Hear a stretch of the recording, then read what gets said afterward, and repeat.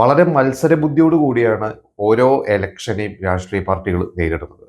ഇതിന്റെ ഇടയിലൊക്കെ ഒരുപാട് അസ്വാരസ്യങ്ങളൊക്കെ പാർട്ടിക്കിടയിലും പാർട്ടിക്കുള്ളിലും അതുപോലെ തന്നെ രണ്ട് പാർട്ടിക്കാർ തമ്മിലൊക്കെ സംഭവിക്കാറുണ്ട്. ഇപ്പോ കഴിഞ്ഞ ദിവസം കുറ്റ്യാടിയിലെ ഒരു ഇൻസിഡന്റ് ആണ്. UDF സ്ഥാനാർത്ഥി പാറക്കൽ അബ്ദുള്ള അദ്ദേഹത്തിന്റെ പ്രചാരണ ബോർഡിലും അശ്ലീല പടങ്ങൾ പതിച്ചു എന്ന് പറഞ്ഞിട്ട് ഒരു പ്രശ്നം ഉണ്ടായിട്ടുണ്ട്. അപ്പൊ നമുക്കറിയാം ഇലക്ഷൻ വരുമ്പോൾ പല രീതിയിലുള്ള പ്രശ്നങ്ങൾ ഇതിനു മുമ്പ് വടകരയിൽ നമുക്കറിയാം.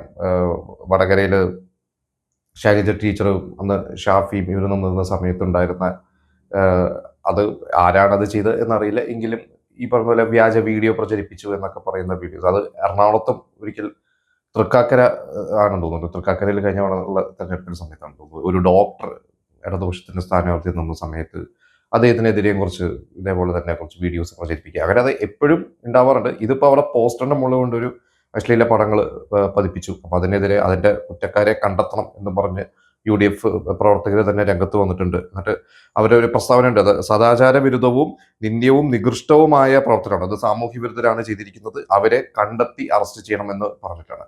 അപ്പൊ ഇങ്ങനത്തെ സംഭവങ്ങളൊക്കെ വരുമ്പോൾ ശരിക്കും അത് ആ ഒരു ഏത് പാർട്ടിയുടെ ബോർഡിലാണോ അല്ലെങ്കിൽ നോട്ടീസിലോ അല്ലെങ്കിൽ അവരുടെ ഫ്ലക്സിലാണോ കൊണ്ട് ഒട്ടിച്ചിരിക്കുന്നത് അവരെയല്ല ശരിക്ക് അവരുടെ എതിർ പാർട്ടിക്കാർക്കാണ് ശരിക്കും ഇത് ബാധിക്കുന്നത്. അപ്പൊ ഇത് ചെയ്തത് ആരായി കഴിഞ്ഞാലും അവർ എന്തുദ്ദേശത്തിലാണ് ചെയ്തതെങ്കിലും ഇനിയിപ്പോൾ അവർ ഈ പറഞ്ഞ പോലെ എതിർ പാർട്ടീനെ ജയിപ്പിക്കാൻ വേണ്ടിയാണോ ചെയ്തത് അല്ലെങ്കിൽ ഈ പറയുന്ന UDF സ്ഥാനാർത്ഥിയെ മോശമാക്കാൻ വേണ്ടി ചെയ്തതാണോ എങ്കിലും അത് ഒട്ടിക്കുന്നവൻ ആരാണോ അവരെയാണ് അത് ബാധിക്കുക എന്നുള്ളതാണ്. അപ്പോൾ ഈ കുറ്റ്യാടി എന്ന് പറയുന്നത് വളരെ പ്രതീക്ഷയോടെ എന്താ പറയുക UDF പ്രതീക്ഷയോടെ കാത്തിരിക്കുന്ന ഒരു പ്രതീക്ഷയോടെ ഉറ്റുനോക്കുന്ന ഒരു മണ്ഡലമാണ്. വടകര ലോക്സഭയിൽ മണ്ഡലത്തിലെ 7 മണ്ഡലങ്ങളിൽ ഒന്നാണ് കുറ്റ്യാടി. വടകര ഇപ്പോൾ ആരുടെ കയ്യിലാണെന്ന് നമുക്കറിയാം. അവിടെ ഷാഫി ആണ് MLA. അപ്പോൾ ഷാഫി പറമ്പിലിനെ അങ്ങോട്ടേക്ക് പറിച്ചു നട്ട് ഈ പറഞ്ഞ പാലക്കാട് കുത്തകയായിരുന്ന അടുപ്പിച്ച് 3 പ്രാവശ്യം പാലക്കാട് MLA ആയിരുന്ന ഷാഫിനെ കൊണ്ട് വടകര കൊണ്ടു നിർത്തുന്നു. എന്നിട്ട് നമ്മളത് കണ്ടിട്ടുള്ളതാണ്. അവിടുത്തെ ഒരു ഷാഫിയുടെ ഒരു തേരോട്ടും കാര്യങ്ങളൊക്കെ നമ്മൾ കണ്ടിട്ടുണ്ട്. ഇപ്പോൾ കുറ്റ്യാടി കഴിഞ്ഞ തവണ അവരുടെ UDFന്റെ ഒരു പരിപാടി നടന്നു കഴിഞ്ഞപ്പോൾ കുറ്റ്യാടിയിൽ ആ പ്രദേശത്ത് നടന്നു കഴിഞ്ഞപ്പോൾ അവിടെ സ്റ്റേജിൽ ഉണ്ടായിരുന്ന കുറച്ച് UDFന്റെ ഉന്തും തള്ളും ഷാഫി പറമ്പിലെ സംസാരിക്കാൻ ക്ഷണിക്കാത്തതിന് ഉണ്ടായിരുന്ന അദ്ദേഹത്തിന്റെ നീരസവും കാര്യങ്ങളൊക്കെ നമ്മൾ പ്രകടമായിട്ട് കണ്ടിട്ടുള്ളത്. അപ്പൊ അതിനെതിരെ ഈ പറയുന്ന UDF നേതാക്കൾ പലവരും തന്നെ പുറത്തു വന്നിട്ടുണ്ട്. വന്നിരുന്നു അതായത് ഷാഫി കുറച്ച് കൺട്രോൾ ചെയ്യണമായിരുന്നു. സംഭവം ഷാഫിയുടെ ആ ഒരു നീരസം പ്രകടിപ്പിച്ചതാണ്. സ്വാഭാവികമായിട്ടുള്ളൊരു നീരസമാണ്. പക്ഷെ അത് ക്യാമറയും മൈക്കും അല്ലെങ്കിൽ നാട്ടുകാരും മുഴുവൻ കാണുകയാണെന്ന് ചിന്തിക്കാതെ ചെയ്യാൻ പാടില്ലായിരുന്നു. കാരണം ഷാഫിനെ സംസാരിക്കാൻ വിളിച്ചില്ല, മറ്റു പല നേതാക്കളേക്കാണ് സംസാരിക്കാൻ വിളിച്ചത്. അത് എന്നിട്ട് അവസാനം ഷാഫി 2 വാക്കിൽ ഒതുക്കി തീർത്തിരുന്നു നമ്മൾ കണ്ടു. അപ്പൊ കുറ്റ്യാടി എന്ന് പറയുന്ന ഒരു മണ്ഡലം ഭയങ്കര പ്രതീക്ഷയോട് കൂടിയാണ് UDF നോക്കുന്നത്. അതുകൊണ്ട് തന്നെയാണ് അവിടുന്ന് ആ ഒരു യാത്ര ആരംഭിച്ചത്. ഇപ്പൊ കുറ്റ്യാടി മണ്ഡലം ശരിക്കും 2008 കുറെ പുനർനിർണയങ്ങൾ നടന്നിരുന്നു. എനിക്ക് തോന്നുന്നു ഒരുപാട് ആ മലബാർ ഏരിയകളിൽ നടന്നത്. കുറ്റിപ്പുറം മണ്ഡലമൊക്കെ പിന്നെ ഇല്ലാതെയായി. അങ്ങനെ ഒന്ന് രൂപപ്പെട്ട ഒരു മണ്ഡലമാണ് കുറ്റ്യാടി. അപ്പൊ 2011 ഇലക്ഷനായിരുന്നു അവിടെ ആദ്യമായിട്ട് കുറ്റ്യാടി നേരിട്ടത്. അന്ന് CPM ആയിരുന്നു അത് തൂത്തുവാരിയത്. KK ലതികയായിരുന്നു അന്ന് CPMന്റെ സ്ഥാനാർത്ഥി. അവരായിരുന്നു അന്ന് വിജയിച്ചത്. അവർക്ക് 49.32% വരുന്നത് കിട്ടിയത്. തൊട്ട് താഴെ മുസ്ലിം ലീഗിന്റെ ആയിരുന്നു. മുസ്ലിം ലീഗിന് 44.43%. ചെറിയ വ്യത്യാസം, ഒരു 5% വ്യത്യാസമാണ്. BJPക്ക് 4.4% മാത്രമുള്ളൂ. BJP നമുക്കറിയാം, നമ്മൾ മുമ്പ് പറഞ്ഞിരുന്ന പോലെ BJP 2016 ശേഷമാണ് എവിടെയെങ്കിലൊക്കെ എന്തെങ്കിലും കൂട്ടിയിട്ടുണ്ടെങ്കിൽ അല്ലെങ്കിൽ വോട്ട് അവരുടെ ശക്തി തെളിയിച്ചു തുടങ്ങിയിട്ടുണ്ടെങ്കിൽ അത് 2016 ശേഷമാണ്. 2011 തീരെയില്ല, പ്രത്യേകിച്ച് കുറ്റ്യാടി പോലത്തെ മണ്ഡലത്തിലും തീരെയില്ല. അപ്പൊ അന്ന് ലതികയാണ് ഏകദേശം ഒരു 5% ഡിഫറൻസിലാണ് ജയിച്ചത്. ഇത് കഴിഞ്ഞ് 2016 എത്തിക്കഴിഞ്ഞപ്പോൾ 2011 CPM ആണ് ജയിച്ചത്. പക്ഷെ കേരളം ഭരിച്ചത് UDF ആണ്, ഉമ്മൻചാണ്ടിയാണ്, നമുക്കറിയാതെ. 2016 എത്തിക്കഴിഞ്ഞപ്പോൾ ഈ പറയുന്ന സോളാർ കേസും മറ്റു പല കേസുകളൊക്കെ വന്ന് ഉമ്മൻചാണ്ടി സർക്കാർ താഴെ ഇറങ്ങി. 2014 പിണറായി വിജയൻ സർക്കാർ, അതുമായി പിണറായി വിജയന്റെ ഒരു തേരോട്ടം തുടങ്ങുന്ന ആ വർഷം CPM പൊടിക്ക് താഴോട്ട് പോയിട്ടുണ്ടായത്. പക്ഷെ വലിയ വ്യത്യാസമില്ല. അതായത് CPMന് അന്ന് കിട്ടിയത് KK ലതിക്ക് അന്നും 44.7% വോട്ട് പിടിച്ചിട്ടുണ്ടെന്നുള്ളത്. അതായത് തൊട്ട് മുമ്പ് 49 ഇപ്രാവശ്യം 44 2016. പക്ഷെ മുസ്ലിം ലീഗിന്റെ പാറക്കൽ അബ്ദുള്ള അദ്ദേഹം അന്ന് 45.5%. അതായത് ചെറിയ വ്യത്യാസമാണ്.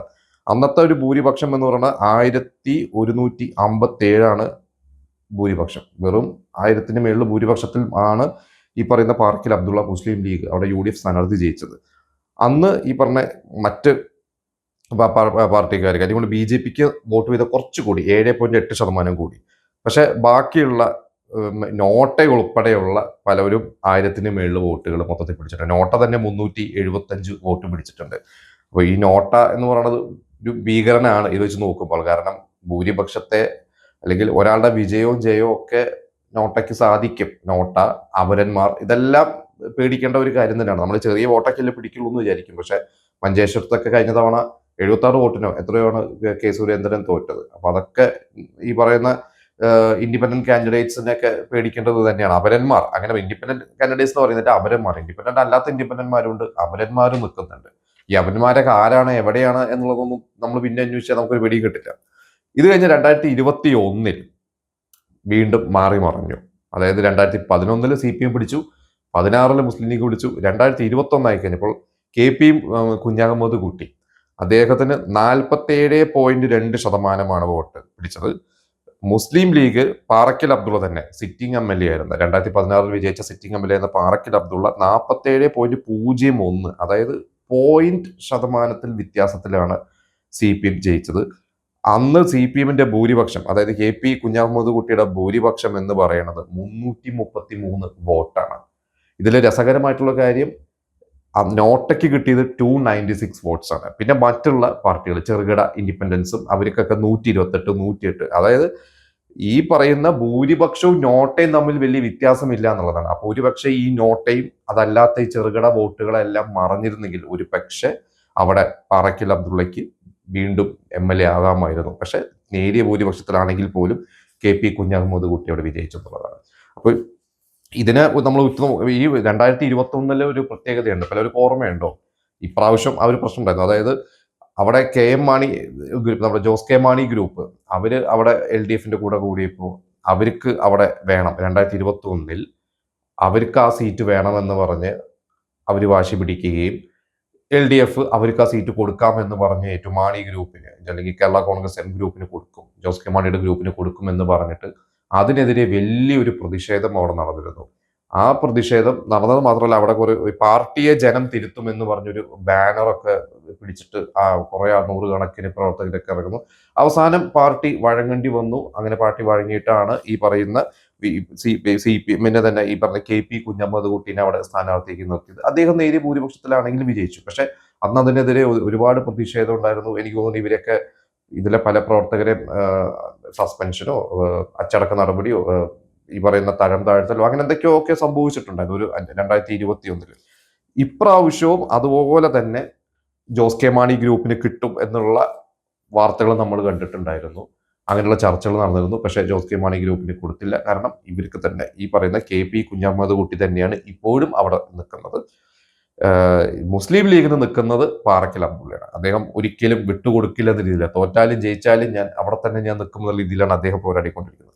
BJPയുടെ രാമദാസ് മണലേരിയാണ് നിൽക്കുന്നത്. പക്ഷെ രാമദാസ് മണലേരി അവിടെ കഴിഞ്ഞ തവണ 7% വരെ എത്തിയിട്ടുണ്ടായിരുന്നു. ഇപ്രാവശ്യം അതൊരു 2 അക്കം എത്തിച്ചു കഴിഞ്ഞാൽ നല്ലതാണ്. കാരണം നമ്മൾ മറ്റുള്ള മണ്ഡലങ്ങൾ നോക്കുമ്പോൾ BJPക്ക് വലിയ മുന്നേറ്റമൊന്നും കുറ്റിയാടിയില്ല. അത് അങ്ങനെ ഒരു വലിയ മുന്നേറ്റമൊക്കെ കിട്ടാനും ബുദ്ധിമുട്ടാണ്. നമ്മളിപ്പോൾ മറ്റു ചില ഇന്നിപ്പോ കുറെ ക്ലാസ് മണ്ഡലങ്ങൾ പ്രതീക്ഷ വെക്കുന്ന, ഇപ്പൊ നേമമായാലും അല്ലെങ്കിൽ തൃശ്ശൂരായാലും ഒക്കെ പല മണ്ഡലങ്ങൾ, അല്ലെങ്കിൽ മഞ്ചേശ്വരം ഒക്കെ എപ്പോഴും പ്രതീക്ഷ വെക്കുന്നുണ്ട്, വോട്ട് വിഹിതം കൂട്ടുമെന്നുള്ള പ്രതീക്ഷയുണ്ട്, 2ാം സ്ഥാനത്തെത്തുള്ള പ്രതീക്ഷയുണ്ട്. കുറ്റിയാടിയിൽ അങ്ങനത്തെ പ്രതീക്ഷയൊന്നും BJPക്ക് ഇല്ല. എന്തായാലും CPM ഇപ്രാവശ്യം കഴിഞ്ഞ തവണത്തെ 333 ഭൂരിപക്ഷമാണ്. ഇപ്രാവശ്യം ഇത് താഴോട്ട് പോവോ അതോ ഇനി മുസ്ലിം ലീഗ് അവിടെ വീണ്ടും കയറുകയോ എന്നുള്ളത് ഒരു നമ്മൾ നോക്കേണ്ട ഒരു കാര്യമാണ്. വളരെ എന്താ പറയുക, ഒന്നും നമുക്ക് പ്രെഡിക്റ്റ് ചെയ്യാൻ പറ്റാത്തൊരവസ്ഥയാണ്. ഇതിൽ KP കുഞ്ഞാഹമ്മദ് കുട്ടിയാണ്. അദ്ദേഹം CPM ജില്ലാ സെക്രട്ടേറിയറ്റ് അംഗമാണ്, ജില്ലാ പഞ്ചായത്ത് മുൻ പ്രസിഡന്റ് ആയിരുന്നു. അപ്പോൾ അദ്ദേഹത്തിന് അവിടെ ഭയങ്കര ജനകീയത ഉണ്ട്. അതുകൊണ്ട് തന്നെയാണ് നേരിയ ഭൂരിപക്ഷത്തിലാണ് അദ്ദേഹം അവിടെ ജയിച്ചിട്ടുള്ളത്. ഈ പറഞ്ഞ പോലെ ജോസ് കെ മാണി ഗ്രൂപ്പിനെ കൊടുക്കാമെന്ന് പറഞ്ഞുകൊടുത്ത് വേണ്ട, ഇദ്ദേഹം തന്നെ നിൽക്കണം എന്ന രീതിയിൽ ഇദ്ദേഹത്തിന്റെ കൂടെ ഉണ്ട കുറെ അനുയായികൾ വരെ അതിന് സമ്മർദ്ദം ചെലുത്തിയിരുന്നുകൊണ്ടാണ് അദ്ദേഹത്തിന് അന്ന് സീറ്റ് കിട്ടിയത്. പാറക്കൽ അബ്ദുള്ളയാണെങ്കിൽ അദ്ദേഹം ഒരു ബിസിനസ്മാൻ ആയിരുന്നു. അദ്ദേഹം ദോഹയിലാണ് 10-30 വർഷം ദോഹയിൽ ജീവിച്ചാണ്. അദ്ദേഹം 2016 ശരിക്കും ഇങ്ങോട്ട് വന്നൊരു സജീവമായിട്ടുള്ള ഇതിലോട്ട് വരുന്നത്. അപ്പോൾ പക്ഷെ പക്ഷെ അതിന് കൂടും എന്താ പറയുക, ഇപ്രാവശ്യം ഇനി എന്ത് സംഭവിക്കുമെന്നുള്ളത് ഞാൻ ഈ പറഞ്ഞ പോലെ തന്നെ നമുക്ക് നോക്കാം. കാരണം ഇപ്പോഴത്തെ ഒരു അവസ്ഥയിൽ എനിക്കൊന്ന് കോഴിക്കോട് കോൺഗ്രസിന് ഒരു തേരോട്ടം ഇല്ല. കഴിഞ്ഞ നിയമസഭയിലൊന്നും കോഴിക്കോട് തന്നെ എല്ലാം UDF-ഉം അല്ല മുസ്ലിം ലീഗിന് ആണ് അവിടെ കൂടുതൽ ഈ മലബാർ ഏരിയയിൽ. കോൺഗ്രസിന് അവിടെ ഒരു സീറ്റ് പോലും പോയി കിട്ടിയിട്ടില്ല. അതെന്തായാലും മുസ്ലിം ലീഗിന്റെ ഒരു കുത്തകയാണ്. അതുകൊണ്ട് എന്ത് സംഭവിക്കും നോക്കാം. എന്തായാലും ജോസ് കെ മാണിയാണ് ശരിക്ക് പ്രതീക്ഷ കൊടുത്തൊന്നും കിട്ടില്ല. അവർക്ക് കഴിഞ്ഞ തവണ സമ്മർദ്ദം ചെലുത്തി, ഇത്തവണ സമ്മർദ്ദം ചെലുത്തി കിട്ടിയില്ല. ജോസ് കെ മാണി എന്തായാലും ഇപ്രാവശ്യം കേരള കോൺഗ്രസ് മാണി ഗ്രൂപ്പിന് ഇപ്രാവശ്യം കിട്ടിയിരിക്കുന്നത് നമുക്കറിയാം. പാലയിലാണ് ജോസ് കെ മാണി നിൽക്കുന്നത്. ഇപ്രാവശ്യം പാലയിൽ ജോസ് കെ മാണിയുടെ opposite sitting MLA Mani C കാപ്പനും ഉണ്ട്, ഈ പറയുന്ന NDAയുടെ ഷോൺ ജോർജും ഉണ്ട്. അപ്പോൾ ഷോൺ ജോർജ് വളരെ ശക്തമാണെന്ന് കേൾക്കുന്നു. നമുക്ക് പാലയെക്കുറിച്ച് നമുക്ക് വേറൊരു എപ്പിസോഡ് ചെയ്യാം. പിന്നെ ഇടുക്കിയിൽ റോഷി അഗസ്റ്റിൻ, കാഞ്ഞിരപ്പള്ളി, ചങ്ങനാശ്ശേരി, പൂഞ്ഞാറ്, ചാലക്കുടി, റാന്നി, തൊടുപുഴ, പിറവം, ഇരിക്കൂർ, കടുത്തുരുത്തി, പെരുമ്പാവൂർ, ഇത്രയും സ്ഥലങ്ങളാണ് ജോസ് കെ മാണിക്ക് കിട്ടിയിരിക്കുന്നത്, അല്ലെങ്കിൽ കൊടുത്തിരിക്കുന്നത്. ഇതിൽ കഴിഞ്ഞ തവണ നമുക്കറിയാം ജോസ് കെ മാണി തോറ്റു, മറ്റു പലരും ജയിച്ചു. ഇപ്രാവശ്യം ജോസ് കെ മാണിയും ജയിക്കോ, കൂടുള്ളവർ ജയിക്കോ, അതോ ഇനി എല്ലാവരും തോക്കോ എന്നുള്ളത് അറിയില്ല. 2021 അവസ്ഥയല്ല ഇന്നത്തെ LDF-ന്റെ ഇന്നത്തെ അവസ്ഥ. എന്തായാലും കുറ്റിയടി എന്ത് സംഭവിക്കും നമ്മൾ നോക്കാം. എനിക്കൊന്നും ചെറിയ ഭൂരിപക്ഷത്തിന് കഴിഞ്ഞ CPM കയറി എന്ന് വിചാരിച്ചിട്ട് അതൊരു CPM-ന്റെ കുത്തകയാൻ നമുക്ക് പറയാൻ പറ്റില്ല. ഇപ്രാവശ്യമാണെങ്കിൽ കുറച്ച് ഭരണവിരുദ്ധ വികാരമുണ്ട് എന്ന് പറയപ്പെടുന്നു. അതുകൊണ്ട് ഒരു പക്ഷെ നേരിയ ഭൂരിപക്ഷത്തിലാണെങ്കിലും മുസ്ലിം ലീഗിന് അവിടെ കയറി വരാനുള്ള സാധ്യതയുണ്ട് എന്നുള്ളത് നമുക്ക് പ്രതീക്ഷയോടെ നമുക്ക് നോക്കാം. കുറ്റിയടിക്കാർ ഇത് കേൾക്കുന്നുണ്ടെങ്കിൽ നിങ്ങൾ ആർക്ക് വോട്ട് ചെയ്യും എന്നുള്ളത് പറയണമെന്നില്ല. ആര് ജയിക്കുമെന്ന് നിങ്ങൾക്ക് തോന്നുന്നുണ്ടെങ്കിൽ അത് നമുക്ക് കമന്റ് ചെയ്യുക.